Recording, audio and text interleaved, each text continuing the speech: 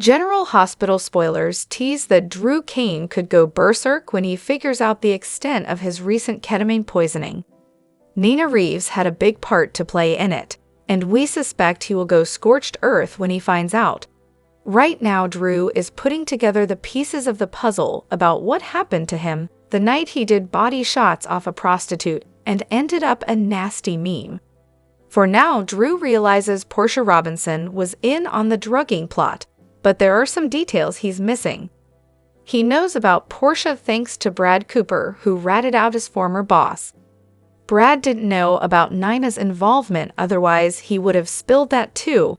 But Nina can't remain hidden forever about using pro-Jacinda, Paige Herschel, to trick the congressman. Nina is Portia's partner in crime. Who do you think will spill those beans? We don't see Portia squealing on Nina, but we do guarantee that somehow, someway, Drew discovers Nina's involvement to blow up his relationship with Willow Corinthos. Drew and Willow are still tight, but he has a public scandal on his hands that he has to work to get rid of. Drew has vowed to take down the responsible person, and we think it's tres ironic that that person is the same one who was the SEC snitch responsible for Drew going to prison. Speaking of prison, how far do you think that Drew will go to see Nina pay for her crime? Because Nina sent Drew to prison, it would be sweet revenge if he was able to return the favor. And honestly, Nina deserves to pay for what she did, regardless of Drew's lickability factor. Yes, it was Portia who obtained the drug, but it was Nina's plan to do the drugging. She knew that Jacinda was a pro, and she hired her to ruin Drew. Explosive General Hospital spoilers hint that Nina and Drew haven't seen the last of this particular scandal, and we still have May sweeps underway, so stick with us for all the hot spoilers regarding Drew's quest for vengeance. Hello everyone, welcome back to my channel, Messy Syrup. It's me, Abby, here. I hope everyone is having a wonderful day. Keep watching. So let's dive into today's video. General Hospital spoilers for Monday, May 19, reveal that Nina Reeves will slap Carly Spencer while Sasha Gilmore Corbin gets called to testify. Jason Morgan will also get some alarming news. So let's talk about all the action happening on Monday's exciting GH episode. It looks like Brooklyn Quartermain might reach out to Dante Falconeri and try to soften his stance toward Giovanni Gio Palmieri, but she'll ultimately fear she might have made things worse. Gio will insist he can stand on his own, but Brooklyn will continue to worry about him now that this whole situation with Dante is taking a toll. Over with Lulu Spencer, she'll promise Cody Bell that she's not stopping until she has proof. Lulu is determined to score evidence that Gio is Dante and Brooklyn's child, so she'll keep digging and will score fresh intel with Cody's help. As for Drew Kane, he'll look smug as he tells Curtis Ashford, Donald Turner, that he has the situation under control. Now that Curtis has confronted Drew about blackmailing Portia Robinson, Drew may hope it'll be easier to get Curtis to fall in line. Since Drew could blow up Portia's career, he'll no doubt remind Curtis of that and insist he's the one running the show here. Next, Sasha will give Jason some disturbing updates. It turns out Rick Lansing will call Sasha to testify at the divorce and custody hearing, so she'll fill Jason in and question the reason why. Sasha will naturally fear the worst and wonder if Rick has somehow found out that she's pregnant with Michael Corinthos' baby. Jason won't want Sasha to jump to conclusions, so he'll try to calm her down. Rick doesn't know about the baby's true paternity yet, but all this could lead to the exposure of Sasha sleeping with Michael and getting pregnant by him. Will that become a major shocker in court? Of course, Sonny Corinthos will hope to avoid any shockers at all, at least for a while. We'll see Sonny push Willow Corinthos to call for a postponement until Michael can come home and speak for himself in the courtroom. However, Willow may stick to what Drew thinks is best, since she basically lets him tell her what to do most days. At Carly's place, she'll provoke Nina's wrath. It looks like Nina will find out Carly is the one who pushed for the court date, and that she intends to fight for the kids on Michael's behalf. Monday's preview video shows Nina slapping Carly across the face, so fans will definitely want to tune in for that. Finally, General Hospital spoilers say Carly will open up to Jocelyn about this whole mess, so Joss will have a chance to weigh in with what she thinks. Maurice Benard wrote his book, Nothing General About It, How Love Saved Me on and Off General Hospital. The GH actor, who portrays the crime boss, Sonny Corinthos, published his book in hardback in April 2020. Is it worth a read and still relevant today? Read on to find out. If you watch the ABC daytime drama show, GH, you will probably know that Morris also has a podcast called State of Mind. There, he often discusses health with his guests. His book also discusses health, and it's a good read if you or someone you know struggles with anxiety, depression, or bipolar disorder. The actor has been on the daytime drama show for over 30 years now, and the book takes fans through the first 25 years of his life. Regarding whether it's worth a read, that's really a matter of personal preference. However, if you are a fan of Maurice Benard on the ABC show, or are interested in personal stories dealing with health, then it seems like it would be a worthwhile read for you. At 256 pages, it's not a massive tome to read, and it is also available in Kindle, audio, and softback formats. Essentially, the story is about health and the various episodes that he experiences. He takes the reader back to his childhood, which wasn't always comfortable, especially with his dad. He walks fans through his struggles with health, fights with friends, and difficult times that his now-wife, Paula, had to deal with. However, he eventually got some help, and that made him a nicer person to be around. Desperate to become a successful actor, Maurice Benard managed to achieve that. Watching the daytime drama probably helps if you love the parts about his acting career. Meet some of the people he worked with, and you can enjoy that. Like Sonny, Maurice Benard's health impacts his daily life. The story also explains that growing up in a toxic masculine environment meant he had to unlearn all of that to become the loved person he is today. Ranking inside the top 100 for TV biographies, it also does quite well in Amazon's books about bipolar disorder. While the writer enjoyed the read and found it offered some valuable insights into health issues, there are other good reviews. For example, Dr. Drew Pinsky wrote, "This is a heartfelt, inspiring, and brutally honest look in the mirror, chronicling his experience with illness, finally finding the right diagnosis, and learning how to live with it." Mehmet Oz, MD, the Emmy Award-winning host of the Dr. Oz Show, opined, "This shocking true story is General Hospital on anabolic steroids." Other readers describe it as interesting, honest, and in places, it might move the readers to tears. Is it still relevant 5 years after publication? Absolutely. Health issues are current, and awareness is growing. Plus, the ABC show still airs after all these years. If you'd like to purchase the book by Maurice Benard, you will find it on this link. General Hospital spoilers are in for Monday, May 19, 2025. In the next episode, fans can expect Sonny Corinthos to issue a plea to Willow Tate Corinthos. Sasha Gilmore Corbin is summoned to testify. Plus, Lulu Spencer digs into her investigation into Giovanni Gio Palmieri's birth. Keep reading, and let's talk about what is coming up in the next episode of the ABC soap opera. In the next episode, fans can expect Sasha to get notified that she's on the witness list for a court case. Of course, this case is Willow and Michael Corinthos' divorce and custody battle. The court date is coming up quickly, and Michael is still in Germany getting treatment for his burns. In a preview clip for Monday's episode, Sasha freaks out. Sasha vents to Jason Morgan, asking why Rick Lansing is asking her to testify. Of course, Sasha has her own secret, which could come out during court. Will Sasha's baby be mentioned? And what about the timing of the conception? Over with Sonny, he will try to do damage control. Sonny already begged Carly Spencer not to fight Michael's battles for him.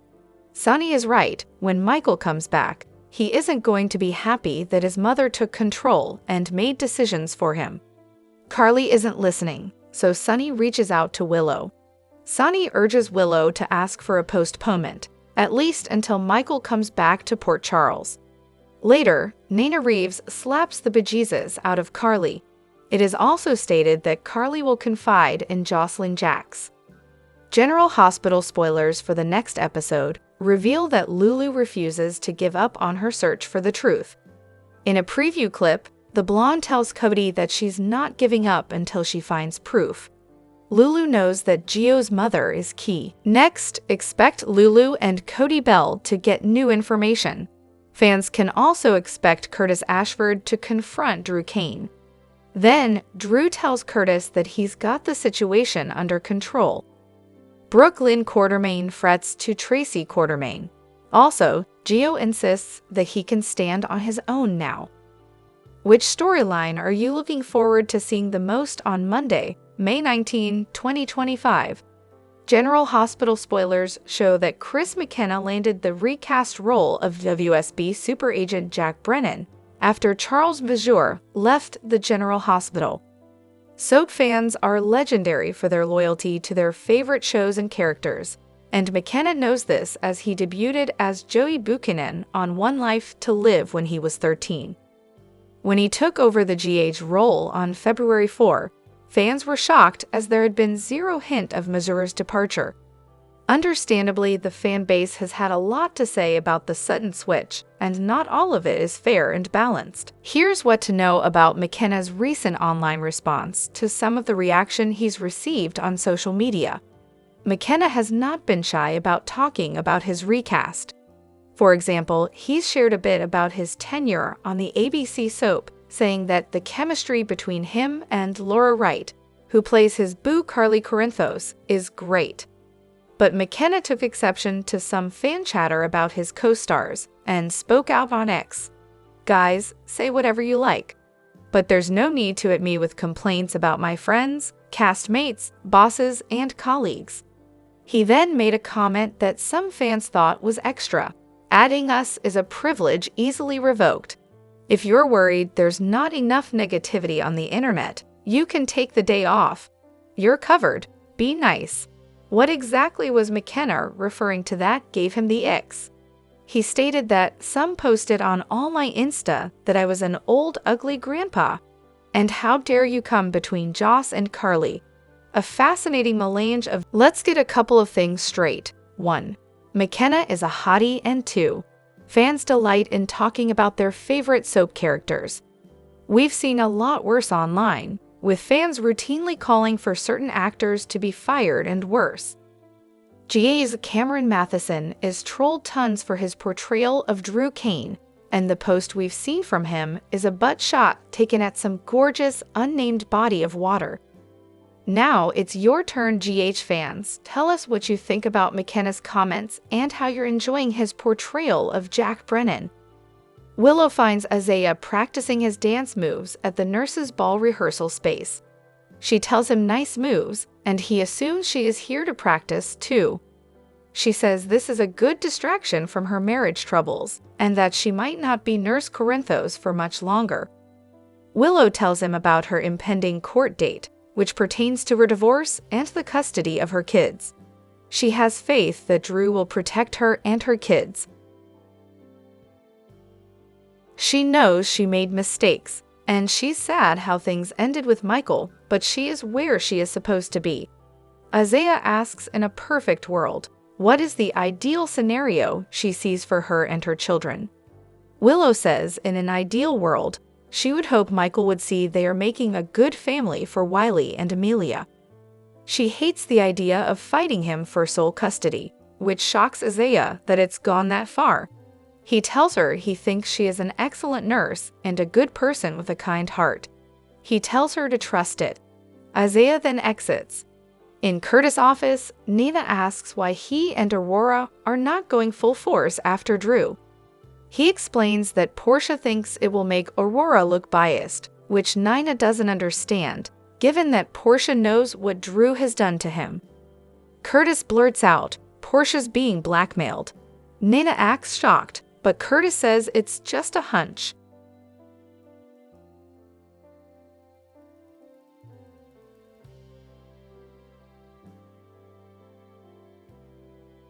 He brings up the sports initiative, which Drew goaded her into supporting, and now she's pushing for him to drop negative publicity about Drew. He also found Portia at Drew's place, and she claimed she was trying to talk Drew out of Kay's surgery. Curtis feels he said too much. Nina can't believe how Drew keeps coming out on top, and this latest scandal will cost Willow her children. Nina tells Curtis how Michael ambushed Willow with an early court date, and Drew is pushing Willow to embrace it and push for full custody on the grounds that Michael abandoned his kids. Nina says this is going to end badly for Willow. Curtis tells Nina she needs to find someone who has sway over Michael, and she believes there is one person he'll listen to. She thanks him and heads out. Curtis then calls and tells someone he needs to see him in his office now. Ava stops by Portia's office and wonders if she had a hand in what happened to Drew recently.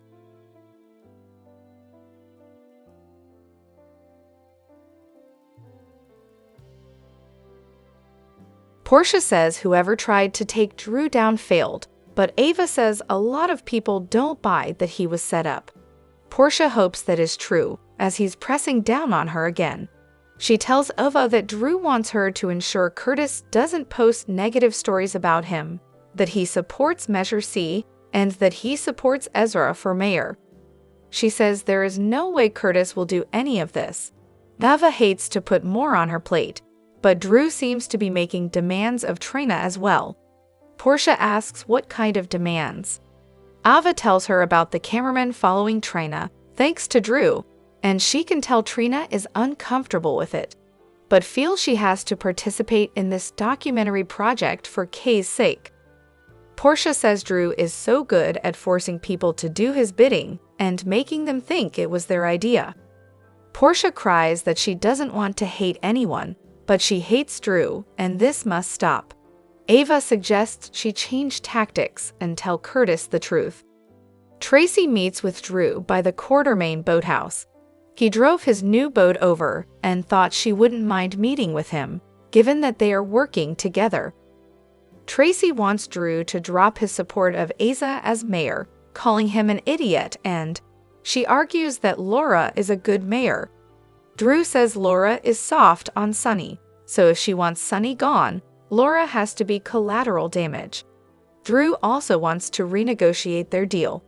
In exchange for getting rid of Sonny, he wants the Quartermain name back, along with access to the estate and grounds again. Tracy tells him that's not her call, it's Monica's decision. Drew thinks ridding the town of Sonny, the man who killed her and Alan's only son, will sway Monica. Tracy says he gets the name back, and that's all she can give him.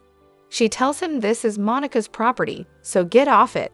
She storms off and screeches. Alan gave it to her. Sonny brings Donna home to Carly. The girl tells her mom how her dad wasn't allowed to watch her, as it was a closed rehearsal, but they got to see Gio. Carly sends Donna off to do homework, and Carly asks Sonny how he's doing, and hopes he's not overdoing it.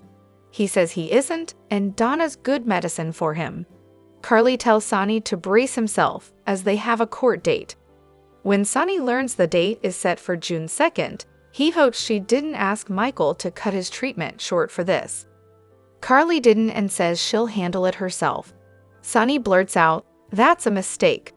Carly explains that Diane will argue that Drew lifestyle has put Michael's children in danger. Sonny says Drew, Willow, and Nina will fight this, but Carly is adamant that the fact that Drew slept with his nephew's wife, which is on video, and took body shots off a prostitute, also on video, will work in their favor. When those are shown in court, she is certain she will win custody of those kids, and they'll stay with her. Sonny accuses her of overstepping. This is Michael's life and decision, and it will cost her. Carly can live with Michael being angry with her if their grandchildren are happy and safe. Sonny warns her that if Michael loses his children because of this, she could lose Michael. At the cafe, Cody is shocked that Lulu thinks Dante and Brooklyn's son is Gio. Just then, Gio and Brooklyn appear, and Gio says he thought he'd heard his name. Cody says they were just talking about what happened to Rocco. Gio again apologizes to Lulu, and Brooklyn defends him, saying he got Rocco to the boathouse where Cody could help him. Gio and Brooklyn go to get coffee. Lulu says to Cody, "Mother-son coffee date." As they wait for their drinks, Brooklyn and Gio talk about the party, and Gio thanks her for standing up for him just now. Brooklyn promises everything will go back to normal soon. They get their coffee, and before heading out, Brooklyn tells Lulu and Cody that she hopes they'll be at the nurses' ball to see Gio perform as he's a star. After they leave, Lulu says to Cody, "I rest my case." Cody thinks Lulu may be seeing what she wants to see. Yes, Lois and Gloria fawn over Gio, and Brooklyn watched him grow up. Lulu admits she doesn't know if Brooklyn knows Gio is her son, but they know Brooklyn is a good liar. Everything tells her that Gio is her son, and she has to prove it. Lulu says Lois came to Gio's defense pretty hard, and according to Brooklyn, Lois and Gloria arranged the adoption. She thinks the woman who is Gio's mother, cousin Camilla, is the proof they need. She shows Cody all her research so far, indicating Brooklyn gave birth in San Francisco around May 15, and Gio says he was born on June 4 in Los Angeles. Lulu says they need to find Gio, and Brooklyn head home and run into Rocco in the kitchen. Gio asks how he is. Rocco says he's grounded until he's 54, but he's good. He apologizes to Gio for putting him in a bad position, as Gio didn't make him drink or even go to the party. He says his dad is still angry with him, but none of this was his fault, and he's so sorry. Gio tells Rocco to promise him no more drinking until he's 21, and not to let him cause problems between Rocco and his dad. Rocco heads out after Gio assures the boy that they are good. Brooklyn tells Gio he handled that really well, and Dante will get over this. Gio says Dante has made it clear that he has no use for him, and he is good with that. It's clear that deep down Dante just doesn't like him. Gio becomes emotional and leaves to study. Later, Tracy turns up in the kitchen and finds Brooklyn. Brooklyn admits there is another thing that has her down. It's her baby's birthday today. She had gotten so good at brushing past this day in the past, but now with everything coming out, she can't stop thinking about her son. He's 22 today. Tracy has a birthday present for her and the boy, and reveals she got Lulu to drop the adoption article. Brooklyn is relieved and doesn't want her disrupting her son's life. Tracy says she can relax, and unless she chooses otherwise, no one will know she gave a child up for adoption. In her office, Portia cries to Ava that she can't tell Curtis the truth. Ava tells her to stop digging herself in deeper. She says she can't. If Curtis finds out that she's been lying to him, their marriage is over. Isaiah is right outside her office and hears this. Drew arrives at Curtis' office and asks what he wants to discuss, as he sounded irate. Sonny finds Willow at the nurses' ball space. He knows about the court date and worries it will get ugly. She agrees. He thinks they can stop this before it starts, and the two of them can come to a compromise. He wants them, without Carly and Drew, to find a solution that is best for the kids and to make peace. "Where is she?" cried Bobby Jones in the General Hospital episode that aired on May 16, 1994.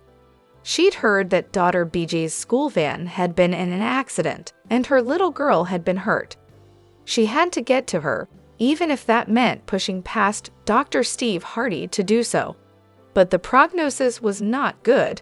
When Bobby's estranged husband, Dr. Tony Jones, examined BJ, her fate was written across his anguished face, the tears underlining what was obvious.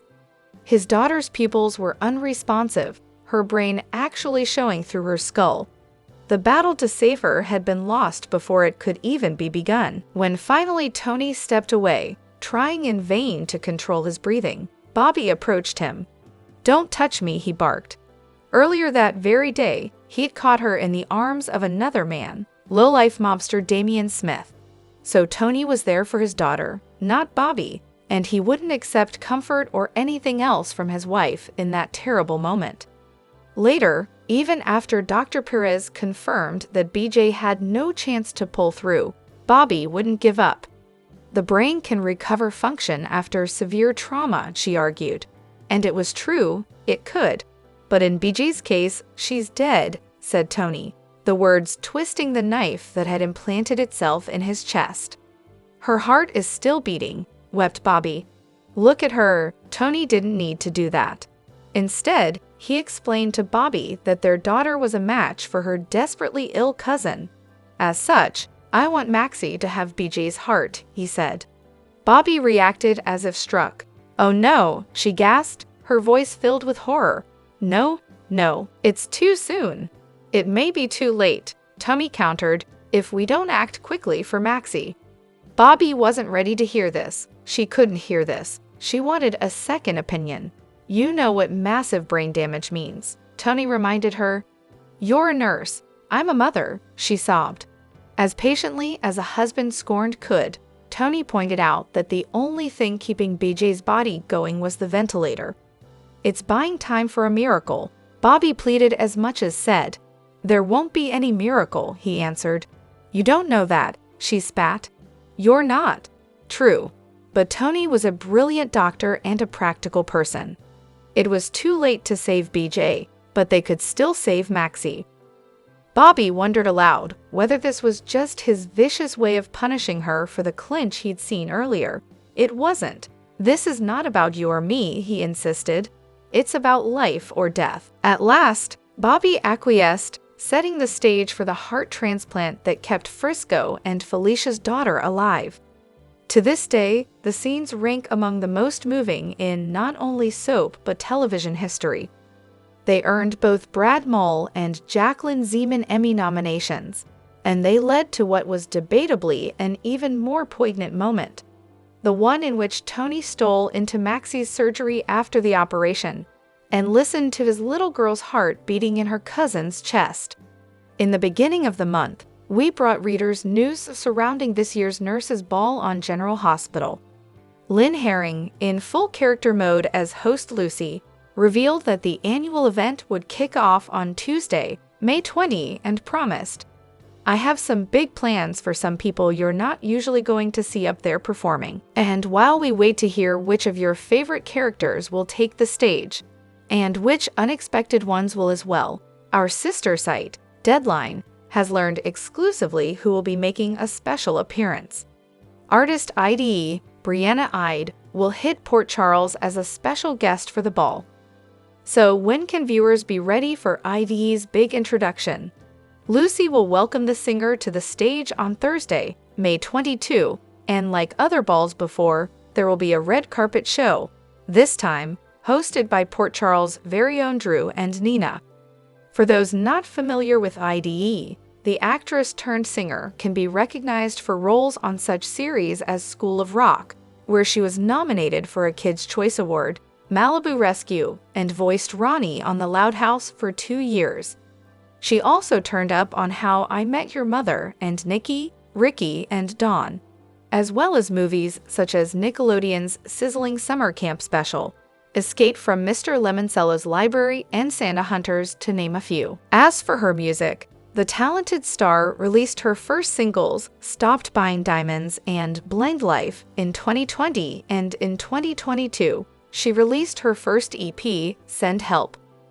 On General Hospital, Dante was livid when his son Rocco almost died recently. He blamed Gio for not calling him once he found Rocco unconscious at the college party he'd crashed. Instead, he brought him to the Quartermain boathouse to sleep it off. It turned out Rocco had alcohol poisoning, and thanks to Cody, he was brought to the hospital and his life was saved.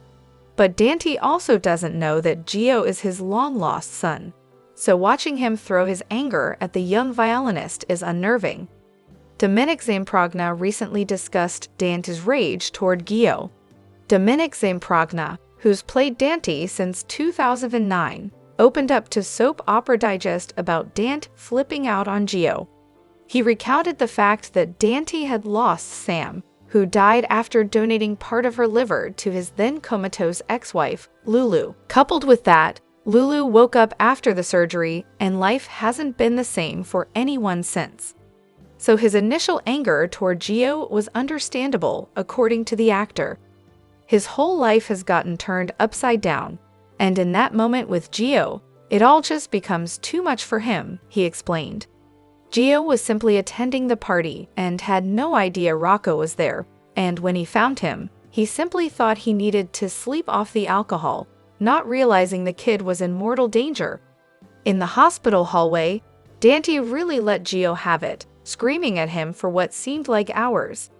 Zamprogna explained that while most won't admit it, people can go ballistic on occasion. He stated that some things can push a person over the edge, and when you're in that frame of mind, you don't always have the ability to take the right action. Before he even received the scripts for the scenes where he's tearing Gio a new one, the powers that be warned him what Dante's reaction toward the young man would be. After reading them, he agreed that Dante's actions were harsh. He remarked that those kinds of scenes aren't very enjoyable to him, noting that it's sort of dysfunctional, you know. However, I tried to find the truth in it. Curtis is making some wild accusations on the May 16, 2025 episode of General Hospital. Except they're not so wild. Curtis is no stranger to his partners lying to him. After all, he ended things with Jordan after she kept secret her case on Cyrus, then nearly divorced Portia over her keeping the secret that he's Trina's father. Now, Portia is keeping another huge secret from her husband, but this time, Curtis is on to her. After he tried and failed at confiding in Jordan about his wife's sudden support for Drew, he took his speculations to Nina. The only reason he could think of for Portia playing nice about Drew is that the congressman is blackmailing her. Curtis does know that she tampered with Heather's test results months ago, although he has no idea that she was behind Drew's wild night at the Savoy. While Portia vented to Ava about having to keep her latest secret from Curtis, it was Isaiah who overheard her through her office door. Meanwhile, when Curtis asked to meet with Drew, he outright stated, "You're blackmailing my wife." Drew already had a busy afternoon with Tracy, discussing their plans to rid Port Charles of Sonny. It's a tangled web of voting on Measure C and electing Ezra over Laura. And if it all goes to plan, Drew is demanding he gets the Quartermain name back. Drop your thoughts in the comment section below. Do you agree or disagree? Don't forget to like, subscribe, and hit the notification bell for more updates. Your opinions matter, and I will see you in the next video. Thank you.